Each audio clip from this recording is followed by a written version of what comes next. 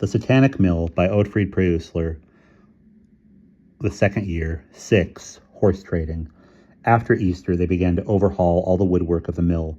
The master put Stashko in charge, since he was the most skillful carpenter among them, with Kitto and Krabbit as his assistants.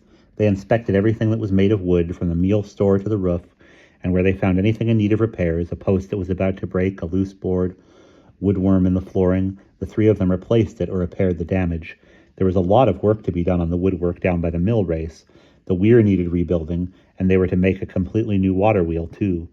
Stashko and his assistants did nearly all the work with their hatchets, as self-respecting journeyman millers would always do, reaching for a saw only when it was absolutely necessary, and then, reluctantly.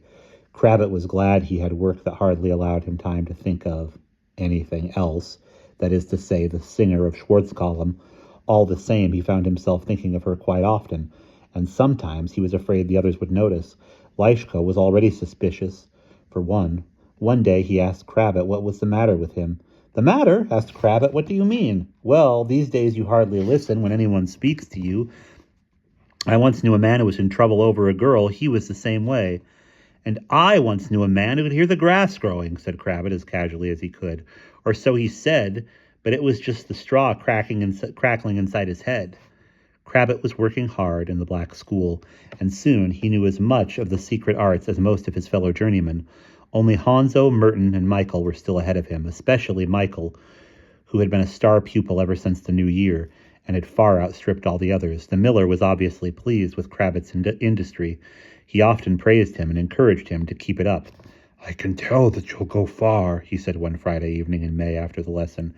"In my opinion, you have more aptitude for the secret arts than most, and I'd never have taken you to the elector's court with me." Krabbit was proud of the master's praise. He was only sorry he didn't have more chance to make use of the knowledge of magic he had gained. Well, we can put that right," said the master, as if he could hear Krabbit's thoughts. "Tomorrow you will go to Wittichenau market with Juro and sell him as a black stallion for 50 guilders, but mind that fool Juro doesn't give you any trouble." Next day, Krabbit and Juro set off for Wittichenau. Krabbit was thinking of Master Blashki from Commons and whistling to himself. Horse dealing promised to be good fun. He thought it strange when he realized Juro was getting steadily unhappier as they went along. "What's the matter?" he asked. Excuse me. "What do you mean? You look as if you were going to the gallows." "What's to become of me?" asked Juro, blowing his nose. "I'll never do it, Krabbit. I never turned myself into a horse before."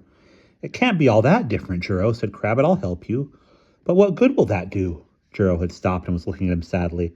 "All right, so we turn me into a horse, and you sell me for 50 guilders.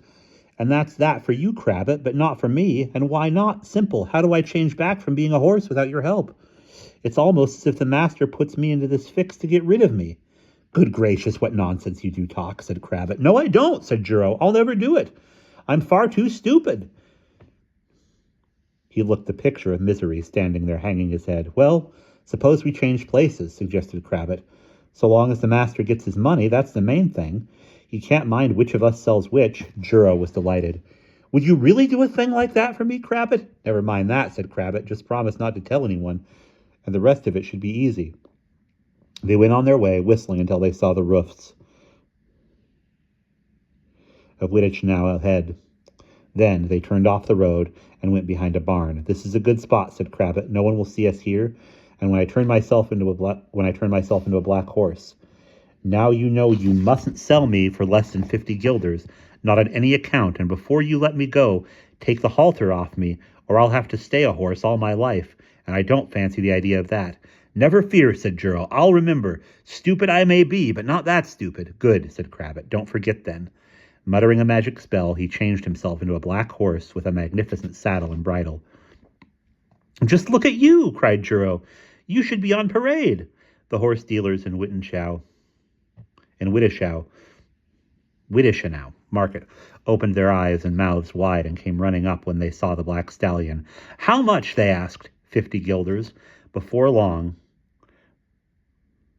a dealer from Broadson was willing to pay the asking price. Just then, As Juro was about to cry, "Done!" a stranger joined the bargaining. He was a gentleman who looked like a man of rank or a retired army officer, wearing a Polish cap and a red riding coat with silver lacing.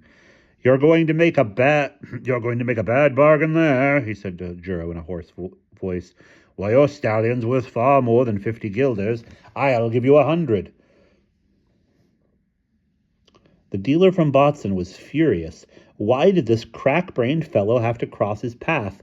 Who was he anyway? No one knew the stranger who looked like a nobleman, but was not.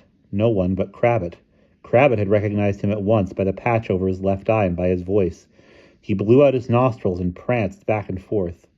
If only he could warn Juro, but Juro did not seem to notice Crabbit's uneasiness. He was thinking of the 100 guilders.